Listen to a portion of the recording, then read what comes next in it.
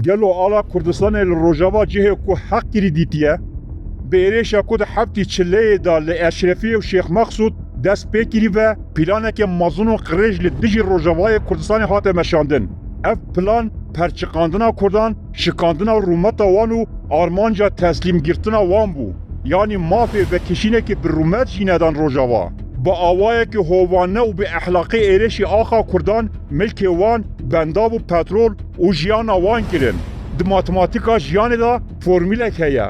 Hûn tenê dikarin cihê ku ew dixwazin li we bidin, xwe biparêzin. Ji ber ku êrêş li ser hebûna Kurdan e. Wê demê parastin dê bi kurdayetiyê be. û bi rastî di êrêşên li ser Rojava da Kurdan bi kurdayetiyê xwe parastin. Kurdan bi hişmendiya Kurdistanê xwe parastin. Kurdan bi ala Kurdistanê xwe parastin. Ev serkeftina herî mezin a Kurdan e. Li hemû welatên Ewropayê, di sermaya Kanadayê da, li Lübnanê, li Sûricê, li her çarkînarên dunyayê Kurdan bi bilindkirina ala Kurdistanê li ber xwe dan. Eger îro çeteyên girêdayê Ehmed Şara û Şamê nekarîne mîna Şêx Mexsûd bikevin Hesekê û Qamişloyê talan bikin, sedema herî mezin ew e ku Kurdan bi hişmendî û sembolên netewî yên Kurdan li ber xwe dan. û ji hemû êneyan ya herî xweşik ew bû ku ala Kurdistanê li ser singên şervanên Kurd hatibûn daliqandin. Ew ala Kurdistanê bû ku li ser avahaya şaradariya Qamişloyê bi Sûrîda millî ey raqîb ji aliyê şervanên Hesekê ve dihat bilindkirin.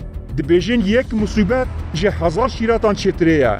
Van êrêşan Rojava neçar kiriye ku vekir li ser kokên xwe. Ji ber ku di rastiyê da piştî sala 2013 Rojava ji nasnameya xwe ya Kurd Kurdistanê hatibû qutkirin. Bifikirin ku navê Rojava Kurdistanê di bernameya PYD û Hesedê da jî tune bû. Hema bêje gotina peyva Rojava jî wekî xiyanet dihat hesibandin. Kurdî wekî gotara terorîst hate hesibandin. Ala Kurdistanê hatibû qedeğekirin.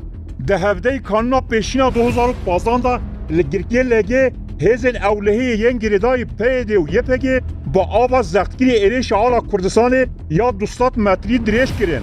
Gel bi tundî li ber xwe da ku ala Kurdistanê nekeve xwarê. Roja din Serokbarzanî daxuyaniyek da û got rojekê evê poşman bibin. Ji wê demê ve li Amûdê, Qamişlo û gelek deverên din êrêş li dijî sembolên Kurd hatin kirin. Ciwanên şoreşker ala Kurdistanê şevot dandin. Êrêşî wêneyên Nemir Mela Mustafa Barzanî kirin û hêzên ewlehiyê êrêşî kesên ku bi ala Kurdistanê dimeşiyan kirin.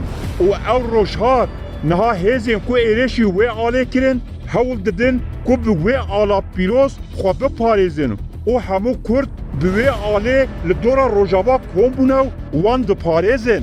Alên nenas wêneyên Ocalan gotinên nekurdî slogan û her wiha derket holê ku ew hemû tenê karton bûn.